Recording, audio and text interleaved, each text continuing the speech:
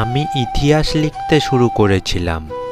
লিখতে লিখতে মাঝপথে এক বৃদ্ধ লোক, তিনি বললেন, তুমি ইতিহাস লিখতে পারবে না, এটা তো অনেক বড়, তুমি উপন্যাস লিখতে শুরু করো।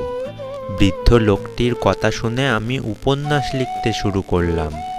লিখতে লিখতে আবারও মাঝপথে এক লোক, উনি বললেন, এ তুমি কি করছো? উপন্যাস তুমি লিখতে পারবে না, কারণ এটা তো তোমাকে দিয়ে হবে না। তুমি এক কাজ করো, তুমি গল্প লিখতে শুরু করো। সেই লোকটির কথা শুনে আবারও শুরু করলাম গল্প লিখতে।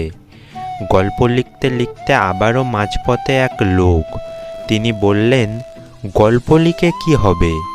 তুমি এক কাজ করো, তুমি নাটক লেখো, তোমার জন্য ভালো হবে। তখন আমি চিন্তা করলাম আর অনেক ভাবলাম এবং বুঝতে পারলাম মানুষের কাজ অন্যের কাজে বাধা সৃষ্টি করা আর সমালোচনা করা।